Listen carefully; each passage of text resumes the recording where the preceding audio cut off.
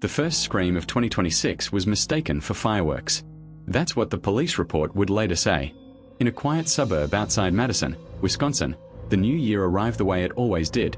Cheap champagne, distant explosions of light, laughter echoing through cold streets. No one noticed when one house stayed completely dark. No one noticed when the screaming didn't stop. And no one noticed when the front door slowly opened. From the inside. My name is Evan Miller. I'm a 911 dispatcher. I've answered thousands of emergency calls. Heart attacks. Domestic violence. Home invasions. Things that still follow me into my sleep. But the call I received at 12:01 a.m. on January 1st, 2026. That one ended my career. Because the voice on the line was whispering. And it already knew my name. The call came in the exact moment the new year began. The system timestamp glitched. Something I'd never seen before or since. Instead of 12 hours 1 minute and 3 seconds, the screen read, midnight. No date. No location. Just 0. I answered anyway. 911, what's your emergency? For 3 seconds, there was nothing. Then breathing. Slow. Controlled. Too close to the receiver. And then a voice spoke. Happy New Year, Evan. My stomach dropped. Dispatchers don't give out their names. They're not displayed. They're not accessible. I sat up straighter. Sir, how do you know my name? The breathing stopped. Then, because you already heard me scream. I checked the system. No prior calls. No open incidents. Sir, I said, keeping my voice calm, I need your location. The line crackled. I'm right where the year changed. That didn't make sense. I need an address.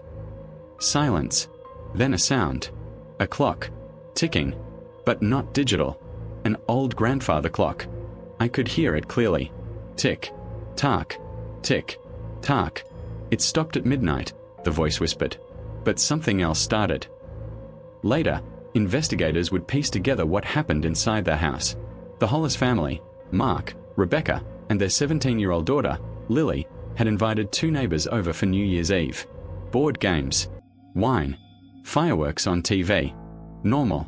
So normal that no one would have suspected the man standing silently in their hallway. Listening. Back on the call, I tried again. Sir, are you in danger right now? The voice laughed. Softly. Oh, Evan. I'm not the one in danger. My finger hovered over the trace button. I pressed it. The system froze. Every monitor on my desk flickered black for half a second. Then came back. Except one. The call location field now read. Call origin. Your station. My blood ran cold. That's not possible, I whispered. You're very close to me, the voice said. But you're still too late. A sound interrupted him. A muffled bang. Then another. Screaming. A woman. A teenager. Real panic. Real terror. I slammed the emergency broadcast. All units, possible home invasion, multiple victims, unknown address. Don't, the voice snapped. The screaming stopped. Instantly. The silence was worse. You always ruin the ending. Who are you? I demanded. The voice sighed. Someone who waits for moments. What moments? Transitions, he said. Midnight. Birthdays. New Year's. Tick. Tock. People are weakest when they believe something new has begun. Police would later find the Hollis house exactly as the killer described it. No signs of forced entry. No broken windows. The front door unlocked.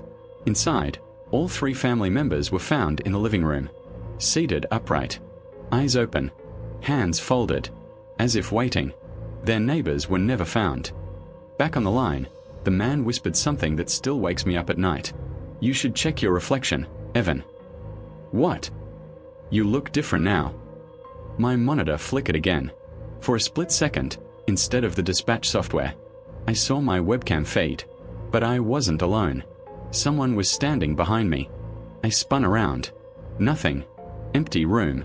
Heart pounding so hard I thought I'd pass out. I turned back to the screen. The feed was gone. Relax, the voice chuckled. That was earlier.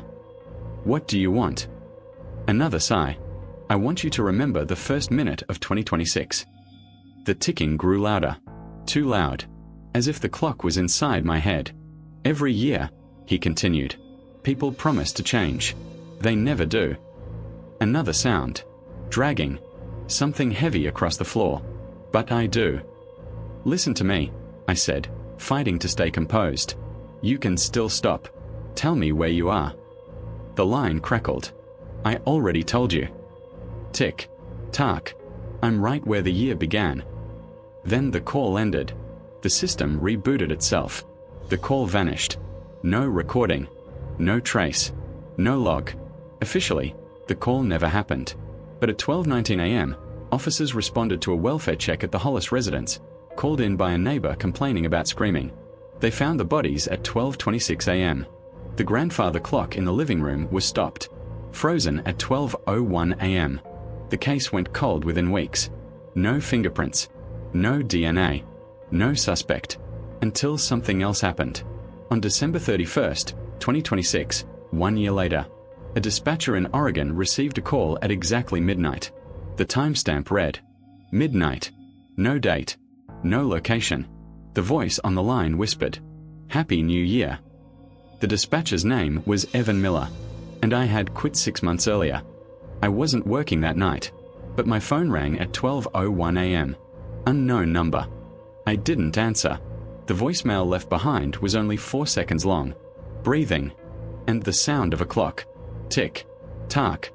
Some people believe the killer chooses a new dispatcher every year. Others believe he never left. If your phone rings in the first minute of a new year, don't answer it, because some beginnings are invitations.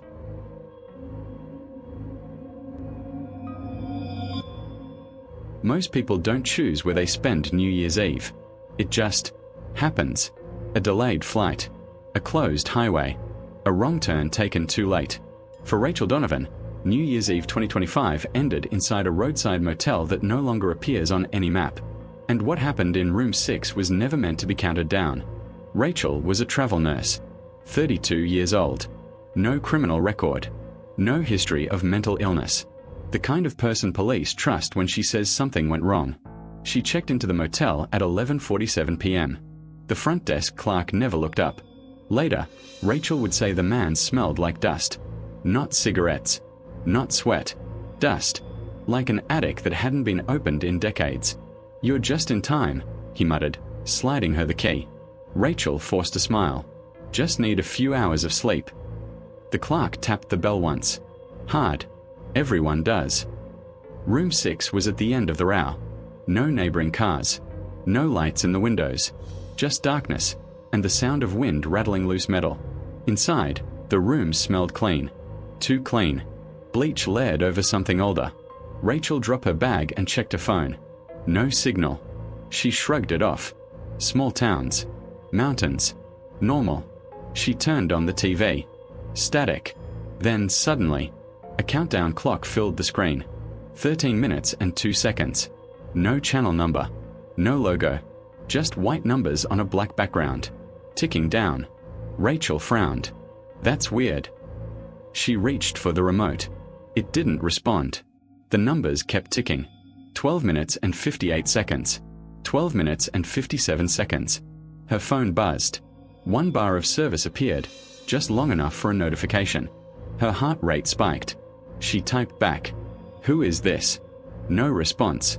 The countdown hit 10 minutes. Then the bathroom light turned on by itself. Rachel stood frozen. "Hello." No answer. She stepped closer. The mirror above the sink was fogged, as if someone had just taken a hot shower. 3 words were written into the steam. "Watch the door." She spun around. The motel room door was still locked. Deadbolt engaged. Chain hanging loose. Then came a knock. 3 slow taps. Perfectly timed. "Front desk," a voice called. The same dusty tone. New Year's inspection. Rachel backed away. "I'm fine. Please leave." Silence. Then, "You're not supposed to be awake yet." The TV volume spiked. The countdown accelerated. 4 minutes and 59 seconds. 4 minutes and 58 seconds. Rachel grabbed her bag and ran to the window. She pulled the curtain aside. Outside, the parking lot was gone. No cars. No road. Just darkness. And dozens of doors. Endless motel doors stretching into blackness. All marked room 6. The knocking returned. Louder now. From inside the room. Behind her. Every year, the voice whispered. Someone stays awake. Rachel screamed and ran for the door. Unlocked it. Pulled it open. And stepped back into the same room. Same carpet. Same bed. The door slammed shut behind her. The countdown hit 1 minute. Her phone vibrated again. Unknown sender. If you hear the celebration, it's already too late. She covered her ears. But she still heard it. Cheering. Fireworks. Laughter. Coming from behind the walls. From under the floor. From inside the TV. The numbers reached 10 seconds. Rachel screamed for help. The knocking stopped. Everything went silent. Except breathing. Right next to her ear. Count with us. 5, 4, 3. At midnight, every light in the room went out. Police found Rachel Donovan at 7:13 a.m. Still sitting on the edge of the bed. Eyes open. Heart stopped. No injuries. No signs of struggle. The TV was on. Static. The motel clerk denied she ever checked in. There was no room 6 listed in the building plans. But that wasn't the strangest part. Rachel's phone was recovered. Drafted at 12 a.m., unsent, was one final message. It's counting me now. The motel burned down 3 months later.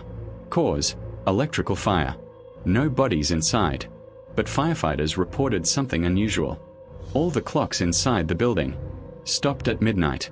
Some places don't celebrate the new year. They collect it.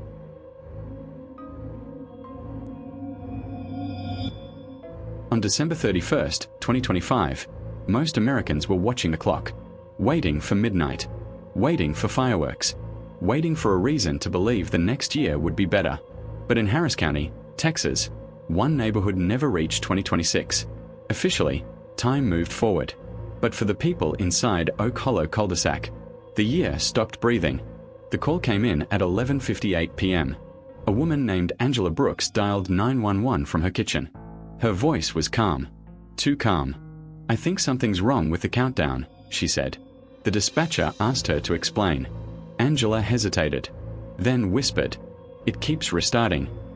Angela explained that every clock in her house, the microwave, the oven, her phone, even her wristwatch, reached 11:59, then jumped back 30 seconds. Over, and over, and over again. She laughed nervously. "I know this sounds stupid," she said, "but my husband hasn't blinked in 5 minutes." The dispatcher asked if her husband was breathing. "Yes," Angela said, "but it's like he's waiting." In the background of the call, the dispatcher heard something else. A voice. Multiple voices. Counting. Angela lowered her voice. "There are people outside," she said. "They're standing in the street." The dispatcher asked how many. Angela paused. "All of them." At 11 hours 59 minutes and 40 seconds, Angela began to cry. "They're not moving," she whispered. "They're just staring at the house across from mine." The dispatcher asked which house. Angela replied, "The one with no lights." That house belonged to the Carter family. They had moved in just 3 weeks earlier. No parties, no decorations, no visitors, and no record of where they came from. Angela's breathing became shallow. "The TV just changed," she said. The dispatcher heard the sound of a broadcast switch. A man's voice replaced the countdown announcer. "Low. Clear. This year will not be used," the voice said. The dispatcher tried to interrupt. I need you to get out of the house." Angela laughed suddenly. A broken, frightened sound. "I can't," she said. "The door won't open." At 11 hours 59 minutes and 50 seconds, the counting outside grew louder. Not celebratory. Demanding. Angela screamed as her husband finally moved, slowly turning his head toward her. Smiling. "He's counting with them," Angela cried. "He says if we miss it, we stay." The dispatcher asked, "Stay where?" Angela looked toward the dark house. "Here," she whispered. At 11 hours 59 minutes and 58 seconds, every call from Oak Hollow cul-de-sac hit 911 at once. Screams. Static. Whispering. Then silence. Police arrived at 12:27 a.m. Every house was unlocked. Lights on. Food still warm. No people. No signs of struggle. In the Carter house, officers found something worse. A wall covered in handwritten numbers. Every year. Crossed out. Ending with 2026, not accepted. The official explanation blamed a gas leak, electrical malfunction, mass hallucination. But dispatch records tell a different story. At exactly 11:59 p.m. every New Year since, one call briefly appears in the system. No audio, just text.